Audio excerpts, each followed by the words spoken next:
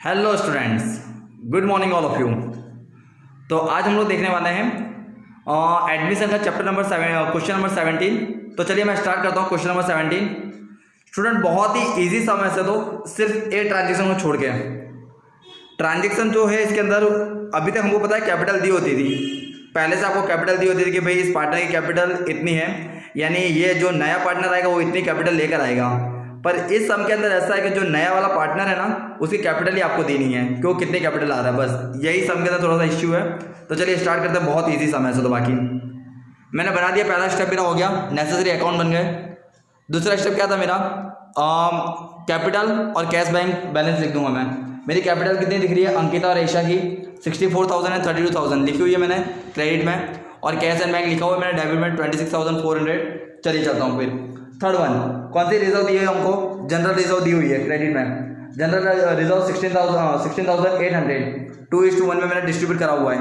So 11,200 and 5,600। Okay, उसके अलावा credit में, डेबिट में कोई है नहीं है। डेबिट में आपको गुडविल दिया है क्या, नहीं वो भी नहीं दिया हुआ है। क्लियर है। चलूँगा मैं डायरेक्ट फोर्थ नंबर के स्टेप पे। फोर्थ क्या था मेरा, मेक अ रिवोल्यूशन अकाउंट। चलो चलते हैं रिवोल्यूशन पे। फर्स्ट नंबर का जो एडजस्टमेंट होता है हम लोग देखेंगे नहीं, सेकंड नंबर का भी एडजस्टमेंट अभी नहीं करेंगे हम लोग। अब हम लोग चलते हैं डायरेक्ट थर्ड पे, थर्ड भी गुडविल वाला है। फोर्थ पे हम लोग डायरेक्ट चलेंगे। फिक्स एसेट्स के ऊपर आपको 10% क्या करना है, डेप्रिसिएशन गिनना है।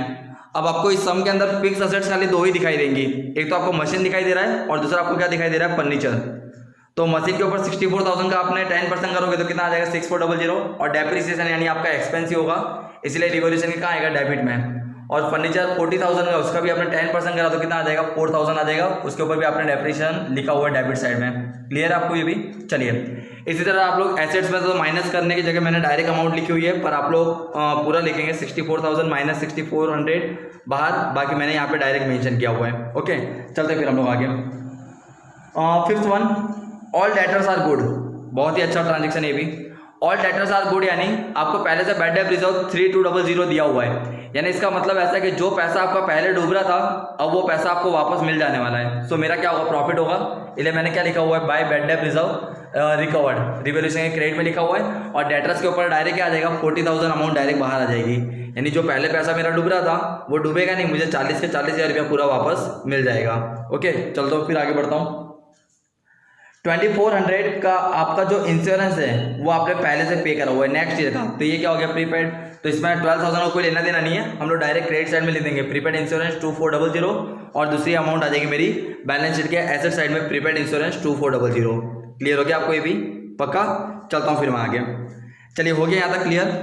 फिफ्थ नंबर का एडजस्टमेंट मेरा क्या था, हम लोग कैपिटल पे चलेंगे, पर यही तो इस सम के अंदर इश्यू है कि आपको कैपिटल दी नहीं है न्यू पार्टनर की। अभी तक तो हमको देते थे कोई भी पार्टनर भाई 40,000 लाएगा, पार्टनर 50,000 लाएगा, ऐसा आपको दिया होता था। पर इस सम के अंदर ऐसा है कि आपको उन्होंने ये दिया ही नहीं कि वो कितनी कैपिटल लेकर आ रहा है, बस। तो वही चीज़ हमको इस सम के अंदर करनी है। चलो बहुत ईजी वे में उसका एक्सप्लेनेशन दे रहा हूँ, आप ध्यान से देखिएगा। पर पहले हम उसको ड्रॉप करते हैं, पहले मैं गुडविल निकाल लेता हूँ। चलो गुडविल की एंट्री करता हूँ। आपको अंकिता और येशा का क्या दिया हुआ है, सेक्रीफाइस दिया हुआ है। अंकिता का 1/2 था, 1/12 था। येशा का आपको 1/6 दिया था, तो मैंने क्या करा, उसको 2 से मल्टीप्लाई करके, पता है ना, बेस सेम कराया हूँ, तो 2/12 आ गया। अब आपको मैंने कभी ये बोला हो, अगर सेक्रीफाइस का शेयर दिया हो तो दोनों का टोटल करोगे तो आपको न्यू पार्टनर का रेशियो मिल जाएगा। सो आपको अर्पिता का मिल जाएगा 1/12 प्लस 2/12, यानी अर्पिता का कितना आ गया, 3/12। उसको मैंने कट करा हुआ है तो कितना आ गया, 1/4। अब जो गुडविल है वो उसमें से अपने हिस्सा निकालेंगे अर्पिता का, क्योंकि 90,000 तो पूरे फॉर्म की गुडविल है ना। उसमें जब मैंने अर्पिता का हिस्सा निकाला तो कितनी अमाउंट आ रही है, 22,500। चलो मैं गुडविल की एंट्री कर दूंगा। Goodwill premium account debit to old partner, और गुडविल प्रीमियम अकाउंट कहाँ लिख देते हैं हम लोग, कैश अकाउंट के डेबिट में लिखा हुआ है गुडविल प्रीमियम 22,500। और बाकी की जो क्रेडिट साइड में है उन दोनों के पार्टनर के रेशियो में मैं क्या करूँगा, उनके सेक्रीफाइस रेशियो में क्या आया था मेरा, सेक्रीफाइस रेशियो 1/12 एंड 2/12, यानी 1:2। तो 1:2 में डिस्ट्रीब्यूट करूंगा, तो पहले का अंकिता का आएगा 7,500 और येशा का आएगा मेरा 15,000। क्लियर हो गया आपको ये। गुडविल तो बहुत ही ईजी था, पक्का। चलिए अब मुझे क्या निकालना है, कैपिटल निकालना है। तो अब कैपिटल कैसे निकालेंगे वो मैं आपको बता रहा हूँ। तो चलो उससे पहले एक काम करते हैं, हम लोग हमारे सभी अकाउंट बंद कर देते हैं। अकाउंट बंद कर दिया मैंने, तो मुझे लॉस आ रहा है, 4800 का लॉस आ रहा है। वो लॉस को मैंने क्या करा, पार्टनर से कैपिटल अकाउंट के डेबिट में ले जाऊंगा। चलो क्लियर है। अब एक काम करते हैं, पहले हम लोग अंकिता और येशा का अकाउंट बंद करते हैं। तो इन दोनों का अकाउंट बंद करा तो 82,700 एंड 52,600। उसमें से अमाउंट माइनस करने पे रिमेनिंग कितना बच रहा है 79500 एंड 51,000। तो मुझे अंकिता और येशा की तो कैपिटल मिल गई, वो कैपिटल मैंने यहाँ पे भी ला के रख दिया अंकिता और येशा की बैलेंस शीट में। क्लियर है आपको यहाँ तक? चलिए अब मैंने यहाँ पे जो करा हुआ है ना, अब आपको खाली ये थोड़ा सा देखना पड़ेगा। यहाँ पे जो मैंने कैलकुलेशन करा हुआ है ओल्ड पार्टनर की रेशियो, मैंने कैपिटल का टोटल करा तो मुझे टोटल अमाउंट कितना मिला 1,30,500 मिला। यानी कभी भी आपको न्यू पार्टनर की अगर कैपिटल निकालनी हो तो आप ओल्ड पार्टनर की कैपिटल के ऊपर से प्रिडिक्शन लगा सकते हो कि भाई इतनी मेरी कैपिटल हो सकती है इन फ्यूचर। ओके, तो दोनों पार्टनर की टोटल करा तो कितना आ गया 1,30,500 आया। चलिए अब मैंने जो नीचे लिखा हुआ है, मैंने क्या करा, पूरे फर्म का जो टोटल था वो क्या लिया मैंने 1, यानी तीनों पार्टनर को इकट्ठा करके तीनों का प्रॉफिट क्या होगा 1 होगा। पर उसमें जो न्यू वाला पार्टनर है मेरा अर्पिता, उसका मैंने 1/4 जो रेशियो था वो माइनस करा, तो बाकी वाले जो पार्टनर उनका रेशियो क्या आ गया 3/4।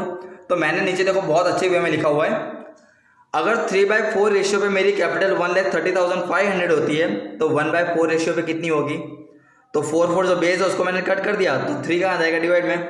सो 1,30,000 डिवाइडेड बाई क्या आ जाएगा 3, तो मुझे न्यू पार्टनर की कैपिटल कितनी मिल जाएगी 43,500। क्लियर हो रहा है आपको मैंने क्या बोला? ये बहुत ही इजी वे में मैंने आपको इसका एक्सप्लेनेशन दिया हुआ है। क्लियर है? तो न्यू पार्टनर की कैपिटल कितनी आ जाएगी मेरी 43,500 और वो अमाउंट को कैश में ला रहा है, लिख दिया मैंने कैश के 43,500 और वही बैलेंस मैं फॉरवर्ड करूंगा कहाँ पे आ जाएगा वो भी कैपिटल में मैंने लिख दिया हुआ है। और कैश में लाए तो इसकी एंट्री हमको यहाँ पे भी देनी पड़ेगी ना कैश एंड बैंक में। अर्पितास कैपिटल 43,500। अब तो आप अकाउंट बंद कर दीजिए, कैश एंड बैंक अकाउंट आपने बंद करा तो 92,400 वो अमाउंट आप कहाँ ले जाओगे बैलेंस शीट में एसेट साइड में। अब बाकी जो अमाउंट आपकी बच रही रिमेनिंग वो दोनों साइड आप लिख दो और दोनों साइड लिखने के बाद आप जब टोटलिंग करोगे तो आपका फाइनली आंसर 2,42,000 आपका आंसर आ जाएगा। क्लियर हो रहा है आप सभी को पक्का? तो आई होप आप सभी को ये सब बहुत ही इजी वे में क्लियर हुआ होगा। इसका जो भी एक्सप्लेनेशन बस खाली आपको यही ध्यान देना था। क्लियर है? तो अगर आप लोगों ने ये अगर एक्सप्लेनेशन ध्यान से देख लिया तो आपको ये सम के अंदर कहीं भी कोई भी प्रॉब्लम आने वाला नहीं। और अगर एग्जाम के अंदर ये सम पूछते हैं तो आई होप सभी लोग 8 आउट ऑफ 8 मार्क्स स्कोर कर सकते हैं। क्लियर? ओके, थैंक यू बेटा।